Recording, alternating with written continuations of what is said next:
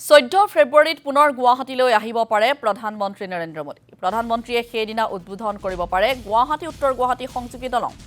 এই ভ্ৰমণত আন কেইবাটাও বৃহৎ প্ৰকল্প উদ্বোধন কৰিব প্ৰধানমন্ত্ৰীগৰাকীয়ে।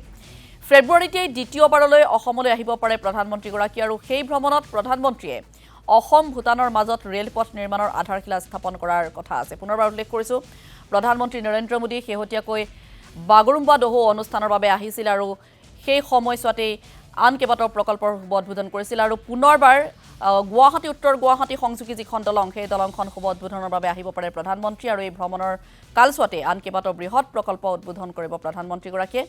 ফেব্ৰুৱাৰী মাহতে দ্বিতীয়বাৰলৈ অসমলৈ প্ৰধানমন্ত্ৰীগৰাকী অহাৰ সম্ভাৱনা আছে আৰু সেই ভ্ৰমণত প্ৰধানমন্ত্ৰীয়ে অসম ভূটানৰ মাজত ৰেলপথ নিৰ্মাণৰ আধাৰশিলা স্থাপন কৰাৰ কথা।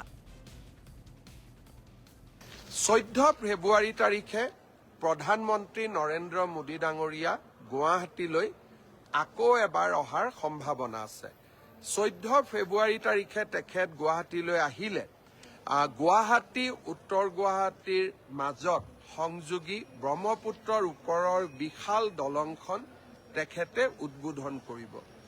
ইণ্ডিয়ান ইনষ্টিটিউট অৱ মেনেজমেণ্টৰ যিটো গুৱাহাটীত আমি আৰম্ভ কৰিম তাৰো প্ৰধানমন্ত্ৰী ডাঙৰীয়াই শুভাৰম্ভ কৰিব। 100 ইলেক্ট্ৰিক বাছো তেখেতে অসমক দিব আৰু 14 ফেব্ৰুৱাৰী তাৰিখে আমি আৰু এটা বিশেষ চিন্তা কৰি তেখেতক নিমন্ত্ৰণ কৰিছোঁ। মৰাণত যি আমি এডভান্স লেণ্ডিং ফেচিলিটি বনাইছোঁ, অৰ্থাৎ ভাৰতীয় বায়ুসেনাৰ বিমানসমূহ নেশ্যনেল হাইৱেৰ ওপৰতে নামিব পাৰে।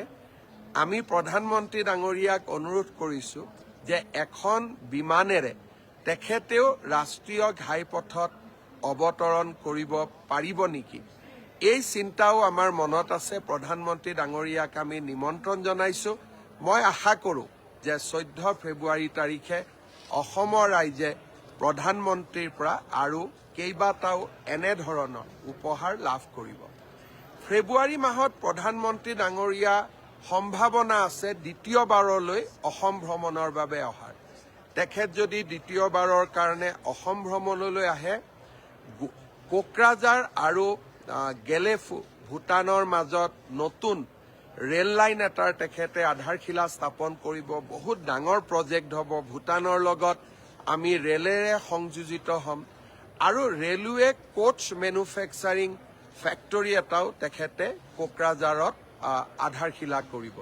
ঠিক তেনেধৰণে গুৱাহাটীৰ পৰা শিলচৰলৈ 22,000 কোটি টকা ব্যয়েৰে আমি যি এটা এক্সপ্ৰেছ হাইৱে বনাব খুজিছোঁ তাৰো আধাৰশিলা স্থাপন কৰিবৰ বাবে মই প্ৰধানমন্ত্ৰী ডাঙৰীয়াক ফেব্ৰুৱাৰী মাহতে আকৌ এবাৰ নিমন্ত্ৰণ কৰিছোঁ। গতিকে ফেব্ৰুৱাৰী মাহৰ মই কেইবাটাও এজেণ্ডা আপোনালোকক ক'লোঁ।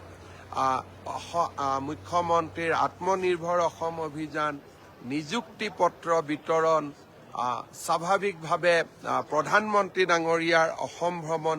ফেব্ৰুৱাৰী মাহটোতো আমি অসমে উন্নয়ন আৰু বিকাশৰ কৰ্মযজ্ঞৰ লগত